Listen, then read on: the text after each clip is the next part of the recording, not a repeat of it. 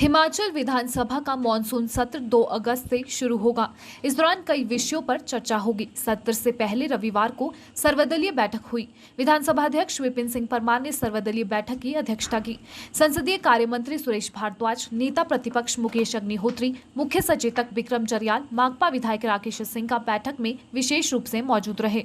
विधानसभा अध्यक्ष ने बैठक में सभी दलों से सत्र के संचालन में रचनात्मक सहयोग, सदन के समय का सदुपयोग और जनहित से जुड़े मुद्दों को उठाने का आग्रह किया।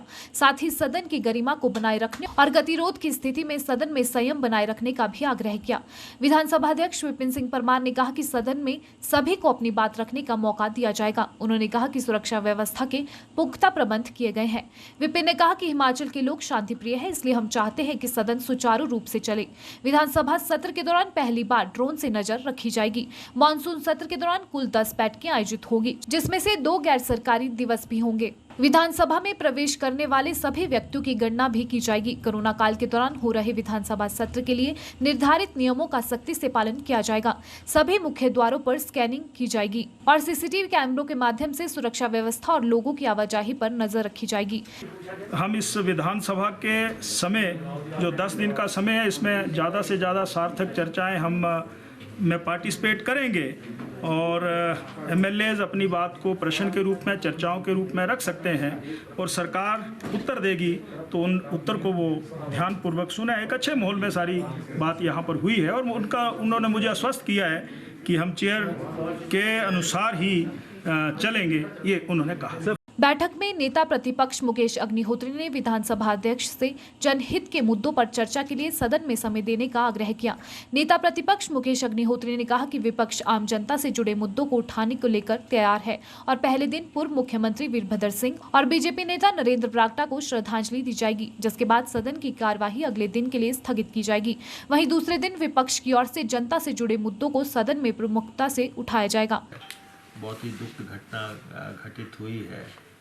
हम सब के नेता और कांग्रेस पार्टी के वरिष्ठ नेता वीरभद्र सिंह जी, जो पिछले सत्र तक बजट सत्र में हमारे साथ थे, वो इस सत्र में नहीं होंगे और एक बहुत बड़ा कंट्रीब्यूशन उनका स्टेट के लिए और असेंबली में रहा है, क्योंकि इसी असेंबली में उन्होंने 1983 ऑनवर्ड्स आज दिन तक जो है अपना नेतृत्व किया है और पार्टी का नेतृत्व किया है और 6 दफ़ा तो वो एज चीफ मिनिस्टर उन्होंने इस विधानसभा में काम किया है।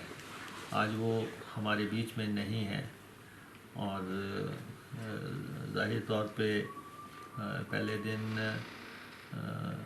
ऑब्विचुअली रेफरेंस होगा। एक बहुत बड़ी शख्सियत नहीं रही है और सेकेंडली नरेंद्र बरागटा जी, वो भी इस हाउस के सिटिंग मेंबर थे, जो कि 3 दफ़ा उन्होंने भी इस असेंबली को रिप्रेजेंट किया है, शिमला से और जुब्बल कोटखाई से। तो उनके जाने से भी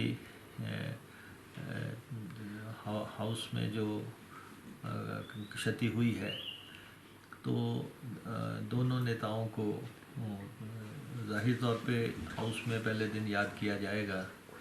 वहीं माकपा विधायक राकेश सिंघा ने भी कहा कि सत्र में ज्यादा से ज्यादा चर्चा हिमाचल प्रदेश की जनता की जन समस्याओं पर होनी चाहिए।